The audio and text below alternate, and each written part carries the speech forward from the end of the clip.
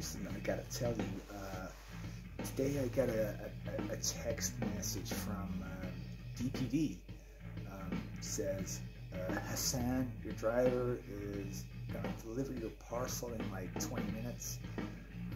This parcel must be signed for. And I'm thinking, I don't even know what I ordered, man. You know, I haven't ordered anything, but I get on my bike, I get home, and Hassan's there, and he's like, sign, please. And I'm like, okay, sign for the parcel. And there's this like box, like, I guess it's like as big as a refrigerator or something like that. Anyway, sign for it, he goes off, and I'm thinking, I don't know, man, what is this? So I open up the parcel, you know, it's like, what's in here?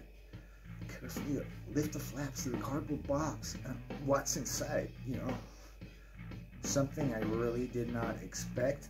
So it was a life-size doll of Ken Dodd, like an erotic doll. How do we know it's erotic? Well, it was naked, and the guy, you know, he's obviously, you know, blessed. The guy's blessed. So I think, and I didn't order it, but this is not something that is for me. So I close up the box. I think I'll go get some tape and like seal it up. Ring DPD and say it's been a mistake, you know, it's not for me. And as I close up the box, I hear this tiny like whimper, like, you know, a sad puppy, you know, and so, okay, well, what's going on? I gently lift the lid of the box. BAM! Like this claw, like hand is grabbing at my throat. I think, shit, get out of here, man. Yeah. I run back in the garage. And I try and hold the door shut, but this thing's jumped out. You know, it's like pulling at the door, and it's like pulling the door, and it's much stronger than me. You know, you can't imagine the strength of this thing. And he climbs through there, and he's like pinning me to the ground. He's knocking me to the floor and pinning me to the ground. It's like, it's unbelievable. So he's got his like, his elbow is on my chest, and he's trying to hold my mouth open and tipping this, like, I got a beer on the go, you know, like you do. You got a beer on the go, and he's pinned me to the ground and trying to pour this beer down my throat. I know, I don't need much encouragement, but I'm thinking I'm gonna die. I am actually gonna die with a Ken Dodd sex robot pinning me to the ground. So all I can think of, you know, out of the corner of my eye, I can see the power cord for the stack. So I start jumping at the power cord, and the top one falls over and bangs him on the back of the head, and he's like stunned, like for like a few picoseconds, you know, enough time to get up and get the hell out.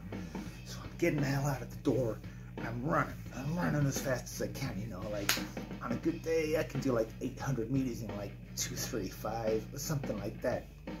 This day I was like sub 220, and I take a look back, but I can't see him, so I'm thinking I'm gonna keep running, man. I run all the way down the hill, and there's like a duck pond, you know, not a big pond, a duck pond. I get as far as there, you know, like 3/4 of a mile, and I look over my shoulder, and this thing's running, and it's running like faster than you could imagine. It's coming for me, right? Coming for me.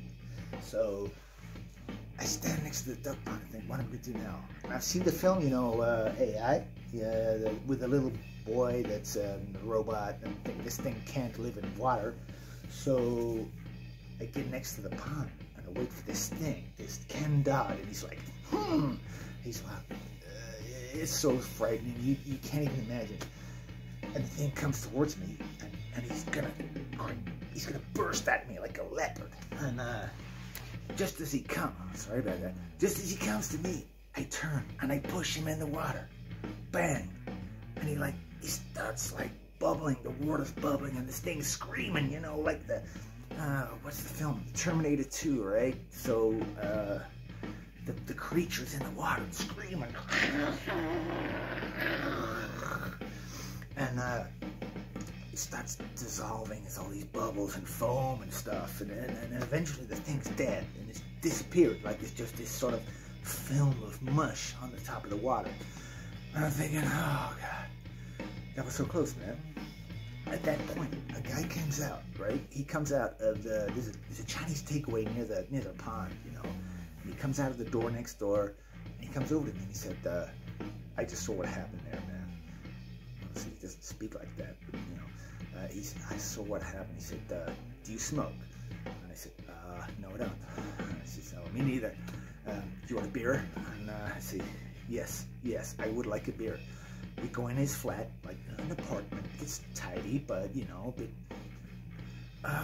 dated.